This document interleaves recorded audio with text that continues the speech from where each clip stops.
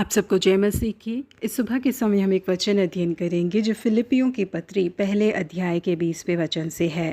मैं तो यही हार्दिक लालसा और आशा रखता हूँ कि मैं किसी बात में लज्जित न हूँ, पर जैसे मेरे प्रबल साहस के कारण मसीह की बड़ाई मेरी देह के द्वारा सदा होती रही है, वैसे ही अब भी हो, चाहे मैं जीवित रहूँ या मर जाऊँ। मध्य अफ्रीकी मिशन में मिशनरी के रूप में सेवकाई करने वाले जॉर्ज एटली की हत्या कर दी गई। भले ही इस हत्या का कोई गवाह मौजूद नहीं था, लेकिन अफ्रीकी आदिवासी लोगों के आक्रोश के कारण ही ये हुआ करके पता लगाया गया। उस समय जॉर्ज एटली के हाथों में भी तमंचा मौजूद था जिसमें 10 गोलियां मौजूद थी। उस समय जॉर्ज एटली के पास केवल 2 ही रास्ते मौजूद थे। एक तो ये था कि उनके पास जो तमंचा था उससे उन्हें मारने के लिए आने वाले लोगों को मार डाले और मिशन की उस जगह को छोड़कर वहां से बाहर चले जाएं। दूसरा रास्ता ये था कि वो अपने आप को बचाने की कोई कोशिश न करे, मरने के लिए तैयार हो जाए। और उन दोनों में से जॉर्ज एटली ने उस दूसरी राह को चुना। जिस समय जॉर्ज एटली के पार्थिव शरीर को ढूंढकर निकाला गया, इस बात का पता चला कि उनके नजदीक ही एक तमंचा मौजूद था जिसमें पूरी 10 गोलियां मौजूद थी, जिसका इस्तेमाल नहीं किया गया था। उन्होंने जिस परमेश्वर से बेहद प्रेम करके उनकी सेवकाई करने को चुना था, उनके लिए इस बहुत बड़े त्याग को करने के लिए वो तैयार हो गए। जिस तरह से पौलुस कहते हैं कि मसीह की बड़ाई मेरी देह के द्वारा सदा होती रही, चाहे मैं जीवित रहूं या मर जाऊं, बिल्कुल वैसे ही